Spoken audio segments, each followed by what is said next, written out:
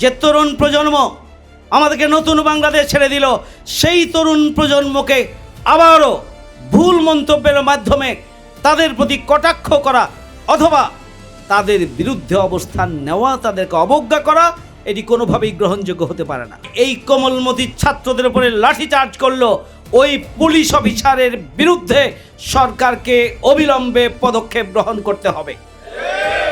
জুলাইয়ের গণঅভ্যুত্থান যে যুবকদের নেতৃত্বে হয়েছে, এই তরুণ এবং যুবকদের ব্যাপারে যে কোনো পদক্ষেপ গ্রহণ করার ক্ষেত্রে অবশ্যই হাজারবার ভেবেই পদক্ষেপ গ্রহণ করতে হবে। বর্তমান সরকার মুখে জুলাইকে ধারণ করেছে, বর্তমান সরকার তারা সংসদে অক্ষরে অক্ষরে জুলাই সনদ পালন করবেন বলছেন, এটি তাদের মনের কথা নয়।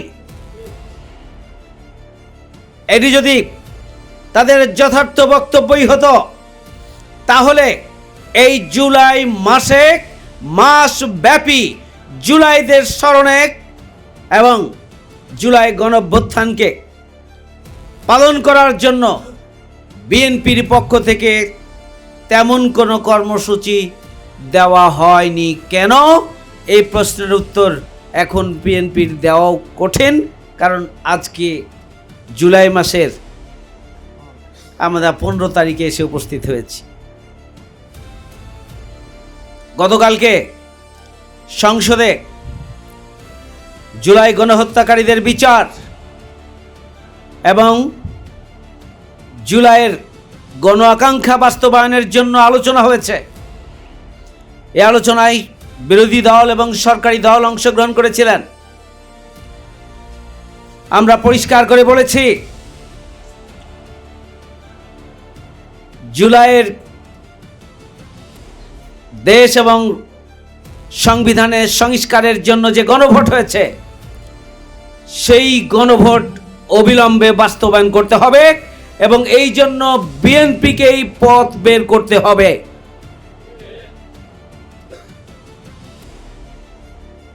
জুলাই গণঅভ্যুত্থানের সাথে বিএনপির এই আচরণ, জুলাই গণভোটের সাথে বিএনপির এই প্রতারণা, এটি হচ্ছে বিএনপি হিসাবে, দল হিসাবে তাদের সবচেয়ে বড় ভুল সিদ্ধান্ত। এই সিদ্ধান্তের খেসারত তাদেরকে আগামী দিনে দিতে হবে, এর থেকে বিএনপি রেহাই পাবে না।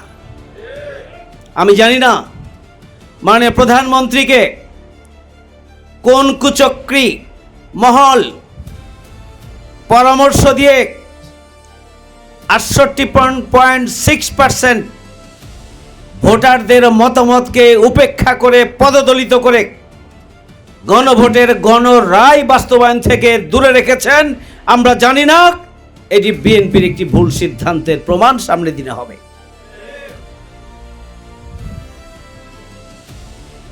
গণভোটের গণরায় বাস্তবায়ন করার জন্য যে আদেশের বলে জাতীয় সংসদ নির্বাচন হয়েছে, একই আদেশের বলে গণভোট অনুষ্ঠিত হয়েছে একই দিনে, একই সময়। জামায়াত ইসলামী এটা উপলব্ধি করেছিল, যদি গণভোট আগে হয়ে রাষ্ট্র এবং সংবিধান সংস্কারের কার্যক্রম শুরু না হয়, নির্বাচিত হওয়ার পরে যদি বিএনপি নির্বাচিত হয়, তাহলে তারা এই গণভোট বাস্তবায়ন করবেন না। যার জন্য জামায়াত ইসলামীর পক্ষ থেকে আগেই দাবি জানানো হয়েছিল যে গণভোট আগে অনুষ্ঠিত হতে হবে এবং সংবিধান সংস্কার পরিষদ গঠন করতে হবে। কিন্তু দুর্ভাগ্য, শেষ পর্যন্ত অন্তর্বর্তীকালীন সরকার বিএনপির দাবির কাছে কুপকাত হয়েছে এবং একই দিনে গণভোট এবং জাতীয় নির্বাচন অনুষ্ঠিত হয়েছে। একই দিনে দুইটি নির্বাচন অনুষ্ঠিত হলো একই আদেশের প্রেক্ষিতে, একই আদেশের বলে, অথচ বিএনপির পক্ষ থেকে জাতীয় সংসদ সদস্য হিসাবে শপথ নেওয়া হলো, কিন্তু বিএনপি এবং তাদের জোট তারা সংস্কার পরিষদের শপথ গ্রহণ করলেন না।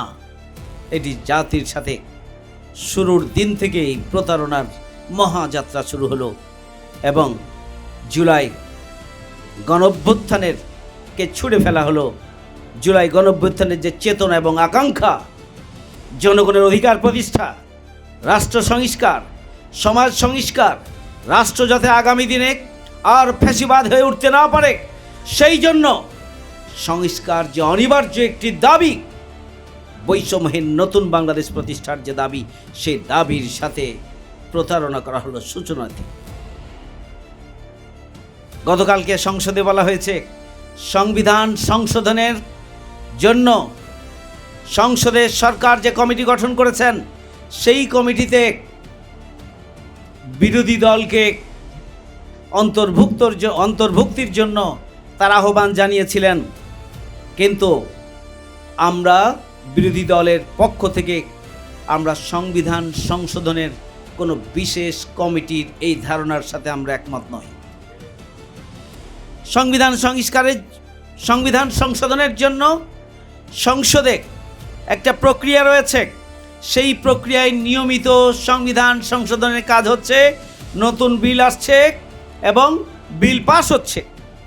দেশ এবং জনগণের জন্য যেটা কল্যাণকর, তার পক্ষে আমরা সমর্থন দিচ্ছি এবং আইনি সিস্টেমেটিক ওয়েতে বিল পাস হচ্ছে, আইন হয়ে যাচ্ছে, নতুন নতুন আইন, পুরাতন আইন সংশোধন হচ্ছে, আপডেট হচ্ছে। এটা একটা ধারাবাহিক প্রক্রিয়া সংসদে। কিন্তু জাতিকে আবারও নতুন করে প্রতারিত করার জন্যই বিএনপি সংবিধান সংশোধনের জন্য কমিটির প্রস্তাব করেছে।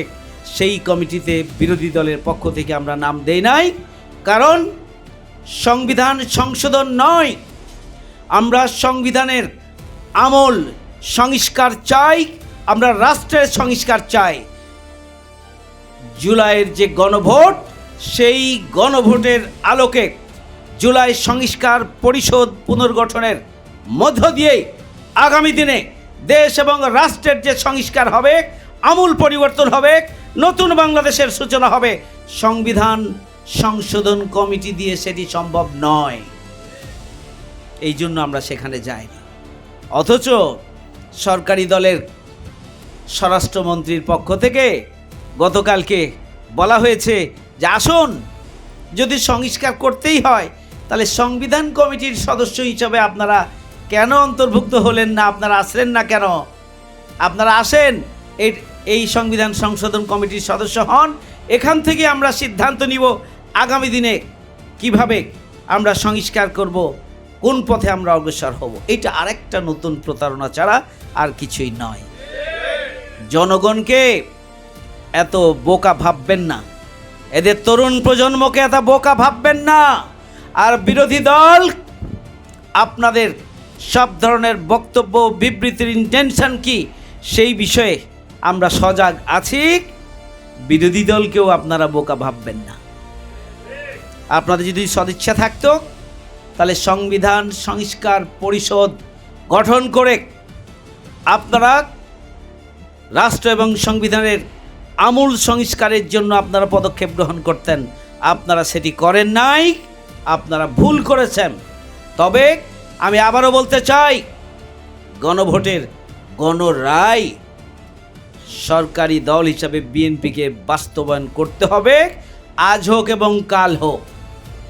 যদি সোজাভাবে না হয় তাহলে তরুণ প্রজন্ম যারা জীবন দিয়েছে, রক্ত দিয়েছে, আহত হয়েছে, পঙ্গুত্ব বরণ করেছে, ফ্যাসিবাদের সামনে মাথা নত করে নাই, প্রয়োজন হলে আবারও তারা নতুন জুলাইয়ের ক্ষেত্র তৈরি করবে। কিন্তু জুলাই গণঅভ্যুত্থানের সাথে, এর চেতনার সাথে কোনো প্রতারণায় দেশের জনগণ মেনে নেবে না। সংগ্রামী ভাই বন্ধুগণ, আমরা জুলাই গণঅভ্যুত্থানকে এটাকে কুক্ষিগত করার জন্য আমরা বিভিন্ন মাস্টার মাইন্ডের নাম শুনি। আমরা কখনোই জুলাইকে কোনো দলের নেতৃত্ব হয়েছে অথবা কারো নেতৃত্ব হয়েছে, বিশেষ কোনো ব্যক্তি নেতৃত্ব হয়েছে, আমরা এটা কখনোই স্বীকার করি না। আমাদের আমিরে জামাত, বিরোধী দলের নেতা, তিনি সংসদে পরিষ্কার করে বলেছেন, উনি 2024 সালে যা বলেছেন, বাজেট অধিবেশনে উনি পরিষ্কার করে বলেছেন, জুলাইয়ে মাস্টার মাইন্ড আমরা স্বীকার করি না। জুলাইয়ের মাস্টার মাইন্ড হচ্ছে এদেশের তরুণ প্রজন্ম, এদেশের 18 কোটি জনগণ। জুলাই কোনো বিশেষ মাস্টার মাইন্ড, কোনো বিশেষ কারো নেতৃত্বে জুলাই সংগঠিত হয়নি, পরিষ্কার করে আমাদের নেতা বলেছে। সুতরাং জুলাইয়ের ইতিহাসকে ভিন্ন দিকে প্রভাবিত করা, জুলাইয়ের চেতনাকে হারিয়ে ফেলা অথবা জুলাইয়ের আকাঙ্ক্ষাকে নিভিয়ে দেওয়ার যে ষড়যন্ত্র আমরা দেখছি, সেই ষড়যন্ত্র এদেশের জনগণ বাস্তবায়ন হতে দেবে না। আমরা জুলাই ক্যারাভানের মাধ্যমে ইনশাআল্লাহ জনগণের সামনে সংক্ষিপ্ত পরিসর হলেও আমরা ফ্যাসিবাদ বিরোধী আন্দোলনে দেশের জনগণের অংশগ্রহণ, ফ্যাসিবাদ বিরোধী আন্দোলনের ধারাবাহিকতায় জুলাই গণঅভ্যুত্থানের মাসব্যাপী যে শাহাদাত এবং রক্তস্নাত যে বিভিন্ন ঘটনাবহুল মুহূর্তগুলো এদেশের জনগণ লক্ষ্য করেছে, দেখেছে, সেগুলোকে আবারও জনগণের হৃদয় পটে তুলে ধরার মধ্য দিয়ে জুলাই জাগরণ, জুলাই চেতনাকে বাস্তবায়নের নতুন করে যেন এদেশের জনগণ শপথ গ্রহণ করতে পারে, সেই জন্য আমরা জুলাই ক্যারাভানের আজকের আয়োজন করেছি। মাসব্যাপী আমাদের প্রতিটি ঢাকা মহানগরী দক্ষিণের প্রতিটি অলিতে গলিতে মানুষের কর্ণকুহরে এই জুলাই এবং চোখের সামনে জুলাই গণঅভ্যুত্থানকে নতুন করে তুলে ধরার এই আয়োজন, এটা অব্যাহত থাকবে ইনশাআল্লাহ। আর বক্তব্য নয়, আমরা আজকে পরিষ্কার করে বলতে চাই, অবিলম্বে জুলাই জাদুঘর খুলে দিতে হবে। অবিলম্বে জুলাই ফাউন্ডেশনের ফান্ড সমৃদ্ধ করে জুলাইয়ের শহীদ পরিবার এবং আহতদেরকে ভাতা দিতে হবে এবং এই ফাউন্ডেশনে কর্মকর্তাদের যে বেতন 5-6 মাস ধরে তারা বেতন পাচ্ছে না, অবিলম্বে তাদেরকে প্রয়োজনীয় তাদের বেতন পৌঁছে দেওয়ার জন্য পদক্ষেপ গ্রহণ করতে হবে। জুলাই ফাউন্ডেশনকে আরো সমৃদ্ধ করতে হবে। জুলাই জাদুঘরে যাদেরকে দিয়ে কমিটি পুনর্গঠন করা হয়েছে, এই জুলাই জাদুঘরের মাধ্যমে জুলাইয়ের ইতিহাস বিকৃতি যদি করা হয়, এদেশের জনগণ তা ক্ষমা করবে না। আমরা আজকে আমাদের শহীদ ভাই বলেছেন, বিশিষ্ট সাংবাদিক, ঢাকা সাংবাদিক ইউনিয়নের সংগ্রামী সভাপতি, তিনি পরিষ্কার বলেছেন, এদেশের সাংবাদিকদের কাছে এবং প্রত্যেকটি হাউজে মিডিয়ায় জুলাইয়ের যে ইতিহাস রয়েছে, যে ভিডিও ক্লিপ রয়েছে, যে ছবি রয়েছে, সেগুলোকে জাতির সামনে উপস্থাপনের জন্য প্রতিদিনের ঘটনা প্রতিদিনই সোশ্যাল মিডিয়ার মাধ্যমে জনগণের সামনে তুলে ধরা উচিত বলে আমরা মনে করি। তাহলে দেশ এবং জনগণের প্রতি মিডিয়ার দায়িত্ব পালন হবে এবং জুলাই গণঅভ্যুত্থানের প্রতি তাদের সম্মান প্রদর্শন করা হবে বলে আমরা মনে করি।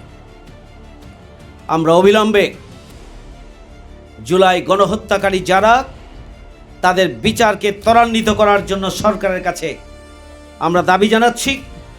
আহত এবং পঙ্গুত্ব যারা রয়েছে, পঙ্গু এখনও হয়ে যারা চিকিৎসাধীন রয়েছে, উন্নত চিকিৎসার জন্য তাদের জরুরি ভিত্তিতে সরকারের পক্ষ থেকে পদক্ষেপ গ্রহণ করতে হবে।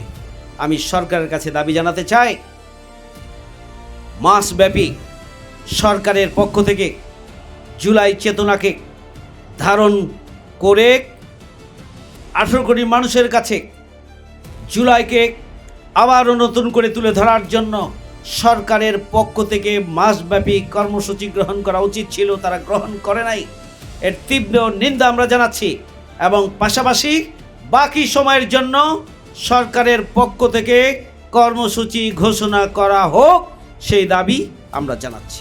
সেই উসমান হাদিকে হত্যা করার পর এখন পর্যন্ত তার বিচারের তেমন কোনো অগ্রগতি আমরা দেখছি না।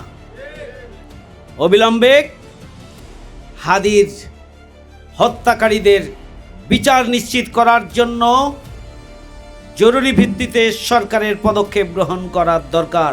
আমরা সেই দাবি সরকারের কাছে জানাতে চাই। আমাদের তরুণ প্রজন্ম বৈষম্যহীন বাংলাদেশের বিরুদ্ধে সেদিন গর্জে উঠেছিল। ফ্যাসিবাদ এবং ফ্যাসিবাদের রাষ্ট্রশক্তির বিরুদ্ধে সেদিন আমাদের তরুণ প্রজন্ম বিদ্রোহ করেছিল।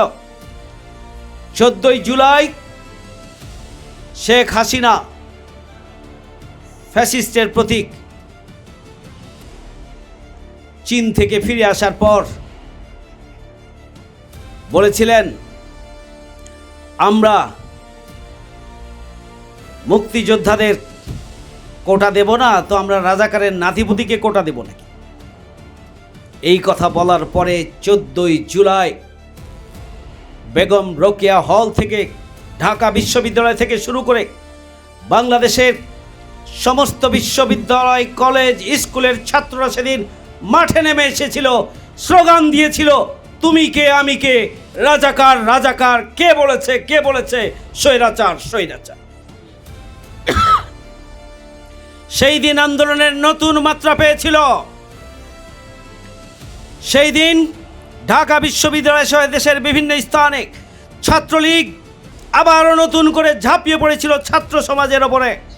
ছাত্র সমাজ সেই দিন পরোয়া করে নাই, রাজপথের আন্দোলনকে আরও বেগবান করেছিল, তীব্র করেছিল। আন্দোলন কি নতুন মাত্রা পেয়েছিল। আন্দোলনকারীকে রাজাকারের নাতিপতি বলার কারণে। সংগ্রামী ভাইয়ের আমার,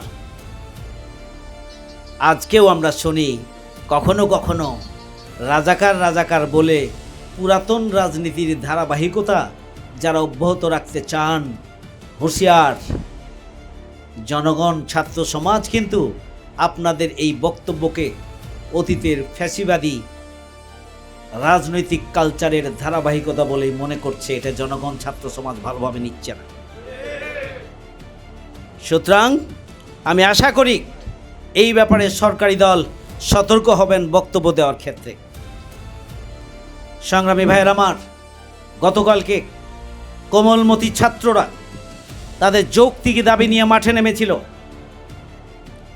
এই ধরনের একটি প্রাকৃতিক দুর্যোগের পরে স্বাভাবিকভাবে সাইকোলজিক্যাল একটা প্রতিক্রিয়া তৈরি হয় কোমল শিশু কিশোরদের মনে, অভিভাবকদের মনে। পরীক্ষার্থী হিসাবে তারা দাবি তুলেছেন, সেই দাবির যৌক্তিকতাও আছে বলে আমরা মনে করি। এই দাবি আদায়ের পর, দাবি আদায়ের জন্য ছাত্র সমাজ যখন মাঠে নামলো, তখন তো সরকারের উচিত ছিল যে তাদের সাথে বসে আলাপ আলোচনা করে যৌক্তিক দাবিগুলোকে মেনে নিয়ে এই পরিস্থিতিকে শান্ত করার জন্য তাদের ভূমিকা রাখার দরকার ছিল।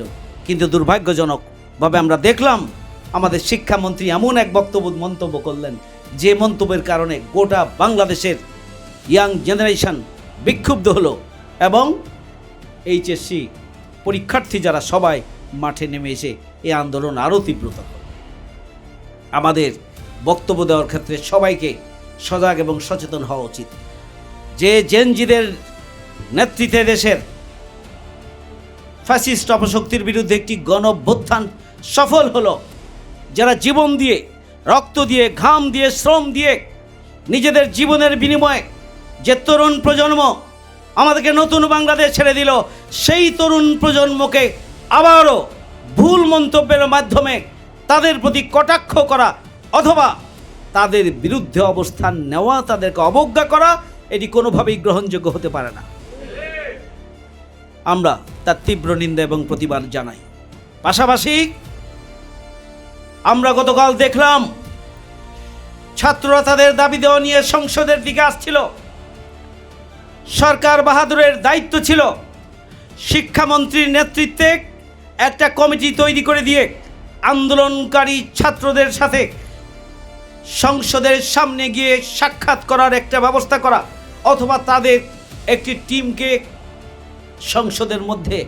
সংসদের ভিতরে নিয়ে এসে তাদের সাথে আলাপ আলোচনা করে ছাত্রছাত্রীদের, কোমলমতি ছাত্রছাত্রীদের এই আন্দোলনের ব্যাপারে সম্মান দেখিয়ে তাদের সাথে আলাপ আলোচনা সাপেক্ষে একটা সিদ্ধান্ত নিয়ে তাদেরকে পাঠানোটা উচিত ছিল। তা না করে আমরা লক্ষ্য করলাম এই আন্দোলনকারীদের উপরে নির্দয়ভাবে পুলিশ লাঠিপিটা করল। একদিকে পুলিশ বাহিনী বিগত 16.5 বছর ফ্যাসিবাদী কায়দায় রাষ্ট্রকে ফ্যাসিবাদী হয়ে ওঠার জন্য, আওয়ামী লীগকে ফ্যাসিবাদী হয়ে ওঠার জন্য পুলিশ বাহিনী মূল ভূমিকা পালন করেছে। এই পুলিশ বাহিনী আওয়ামী সরকারকে 16.5 বছর ক্ষমতায় থাকার জন্য পথ তৈরি করে দিয়েছিল। দলীয় পেটিও বাহিনী হিসাবে তারা ভূমিকা পালন করেছিল। তারা নির্দয়ভাবে জনগণের উপরে তারা নির্বিচারে স্টিম রোলার চালিয়েছিল নির্যাতনে, কিন্তু সরকারের রক্ষা হয়নি। আমরা বিস্ময়ের সাথে লক্ষ্য করলাম যে কোমলমতি ছাত্রদেরকে কেন লাঠিপেটা করতে হবে, নির্দয়ভাবে কেন পেটাতে হবে। এই পুলিশের মধ্যে ওই ফ্যাসিবাদের দোসর কেউ লুকিয়ে আছে কিনা স্বরাষ্ট্রমন্ত্রীর কাছে দাবি জানাতে চাই। যারা এই কোমলমতি ছাত্রদের উপরে লাঠিচার্জ করলো, ওই পুলিশ অফিসারের বিরুদ্ধে সরকারকে অবিলম্বে পদক্ষেপ গ্রহণ করতে হবে এবং তাদেরকেও বিচারে কাঠগড়ায় নিয়ে আসতে হবে। আমরা তার তীব্র নিন্দা এবং প্রতিবাদ জানাই। ভবিষ্যতে তরুণ ছাত্র সমাজের ওপরে লাঠিচার্জ করার আগে হাজারবার ভাবতে হবে। এই তরুণ ছাত্র যুবকদের রক্তের বিনিময়ে আজকের নতুন বাংলাদেশ, রক্তের বিনিময়ে জাতীয় সংসদ, রক্তের বিনিময়ে আপনারা সরকার গঠন করেছেন।